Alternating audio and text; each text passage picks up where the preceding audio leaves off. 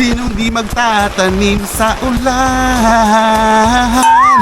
Mga kalos, tag-ulan na talaga dito sa EG.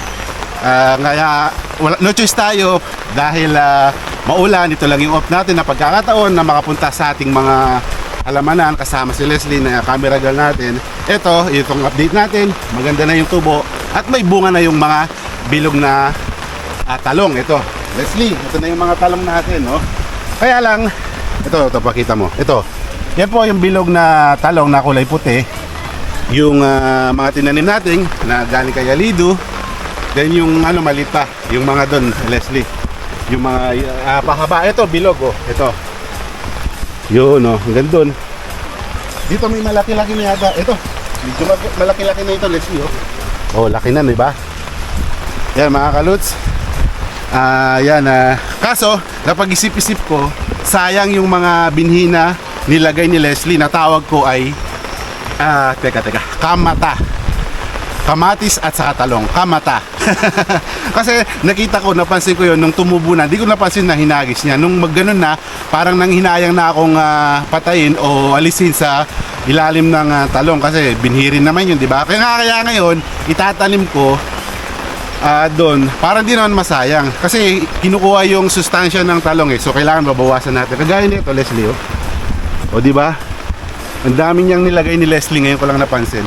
Pero bago yan, mga kaluts, ito muna gagawin natin kasi yung pinula natin papaya, isang linggo na yung nakalipas pero hindi pa rin tumutubo. Ito kasi parang abono na rin to eh. Buti may payong si Leslie. Tayo kahit mabasa lang, okay lang. Kasi later maliligo rin naman tayo. Yun, oh. Yan, mataba ang tubo ng mga papaya na ito. Sana man tumubo para di masayang yung sobrang effort natin sa mga bining yan. Ngayon, lagay natin sa yan, itong sobra sa ibaba ng mga kalabasa natin. Yan, pakita mo, Leslie, yung mga kalabasa natin. Yun yung mga kalabasa namin, mga kalut. Yan.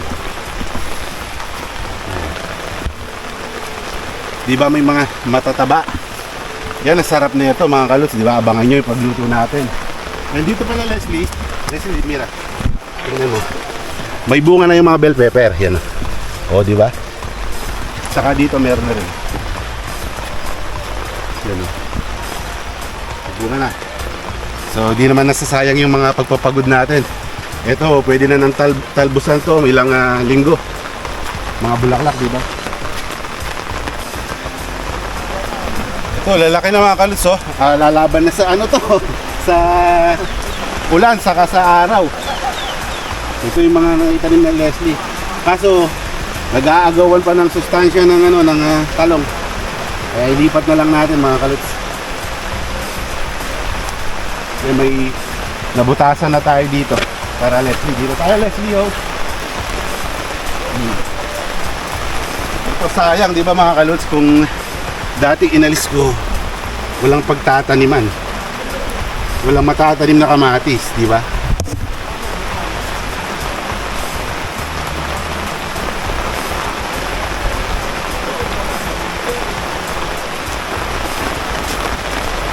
Ay, sarap maligo sa ulan.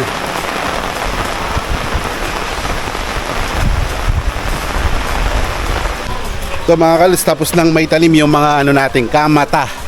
Kamatis na may talong.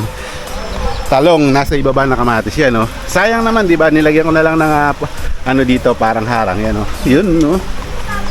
Sana kahit tinusok lang natin ganyan, hindi naman sana tayo ma-zero dito, di ba? Yan na. Tapos ito, daming bunga. Ipinakita namin kanina ni Leslie, oh. Diba?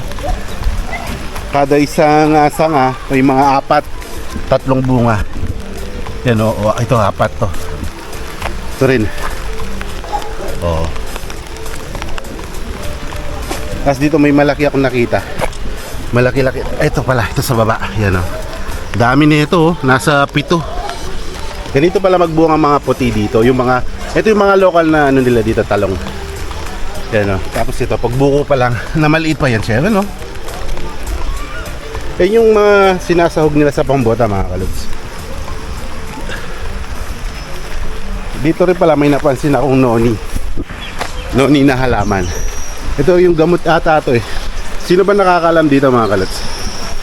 Itong ano na to.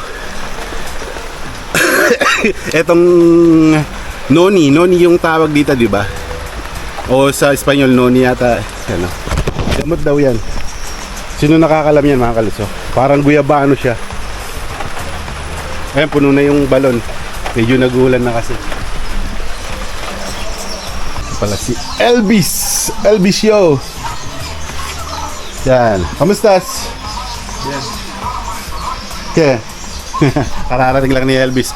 So yan mga kalos, pag nag-upisa na yung klase nila nila Leslie, si Elvis naman ang makakatulong natin kasi si Elvis naman ay pang hapon naman yung kanyang pasok. So maulan, basang-basa tayo sa ulan mga kalos. Ang sarap ka ganito ng feeling, di ba? Pag di mainit tapos nagtatanim ka, talagang tutubo, di mo na kailangan magdilig. Nakita ko pala dito may isang papaya ni Tomas, hindi naman dwarf, napakaraming bunga, pero alam niyo naman di ba na hindi talaga sila mahilig na maggisa o magluto ng mga papaya, hinihintay lang nila na mahinog. Ayan, kagaya niyan, hihintayin nila na mahinog hanggang gagawing postre. Kaso sayang, di ba? Nakita ko kanina, ito siya oh. Nakita, sabi ko hinog, tapos pag baliktad ko nung pagpitas ko, kinain na ng insekto o ng ibon sa loob.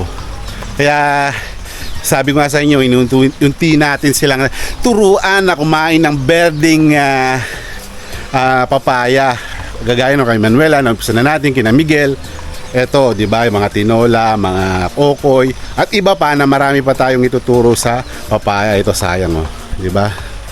Di nila napapakinabangan ng berde. Paano to? Makikinabang na lang ang mga ibon, di ba? Kung di nababantayan. Yan, daming damo rito. Buti kung wala nga mga malalaking rito, rattlesnake. Yung klase ng dito, nakita ko, itatanim ko sana, hingi ako ito mas, kaso nakita ko talbos ng kamote.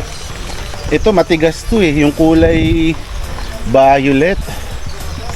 Yan yung, di ba, naalala nyo mga kalos, ito yung mga nilinis namin nakaraan ng mga saging. Ngayon gumanda sila naging pabor, natulungan natin sila at Tomas at yung mga kapitbahay niya. Ito rin, di ba, nilinis natin. Ngayon ang gaganda na at nag-uulan na pa din, kaya gaganda na mga yan. Medyo malamig mga kalots kasi nag-uulan ngayon. So marami pa tayong halaman na tatanim, pero muna natin, priority natin yung kung tutubo yung papaya dito ng so, kaya abangan nyo kung tutubo yung dwarf papaya. Sana, kasi isang linggo na yung nakalipas hanggang ngayon di pa rin na sumisibol. Ano kaya to? Parang zinyo o ano ba to? O halaman mga namumulaklak. Walang amoy. Ito kay Tomas dahil lumiwat muna sila ng ikuko, wala nang naglilinis. Sabi pag nagkapera saka lilipat ulit sa ikuko, ikomba. Kaya nag-aabang din ako mga kalos sa mga saging na ma-harvest nila kasi balak natin mag-recipe ng saging na ulit, yung ubod ng saging. Plano natin kasi sayang kung tayo dito puputol, kasi maraming nagko-comment.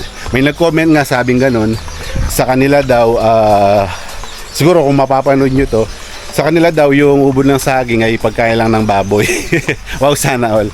Pero masarap mga kalots, pera biro, hindi naman dahil like kangkong, di ba, sabi na pagkain baboy, ganun lang yung maraming magagawang recipe. Pero kung maging creative lang tayo sa mga niluluto natin at sa mga halaman, mas marami pa tayong recipe. Kasi di naman natin maiwasan talaga na minsan na magsawa kung ano yung mga paulit-ulit na niluluto, mga ginisa, di ba? So maging natin, marami tayong kaalaman at papakinabangan tayo mga pananim natin. At walang masasayang, walang matatapon. Like yung mga dito, yung mga, di ba, yung mga saging. Ito daw, sabi nila, nagagawang crispy itong balat na to. Pinaka balat niya sa labas. Tapos yung sa loob, yung ubod, may masarap na recipe na isang tribo sa atin. Kaya sana may future din natin yung ano yon, yung recipe na yon, na para naman na marami ring gumaya at makasaksi at maging proud yung mga makakakita na talagang recipes na yon ay future natin. Hindi lang naman laging mga famous o mga sikat na mga recipe sa atin. Marami pa rin na may future na iba't ibang tribo sa atin. Kaya yung iba kasi hindi niluluto kaya hindi ganun kakilala. Yan, so paano yan mga kaluts? Hanggang dito na lang ulit yung ating video. Kaya mag-subscribe na kayo sa ating channel. And like and comment sa ating mga videos palagi. Thank you and God bless everyone. Mabuhay kayo. Tag-ulan na dito sa EG. Ingat kayo. And babush!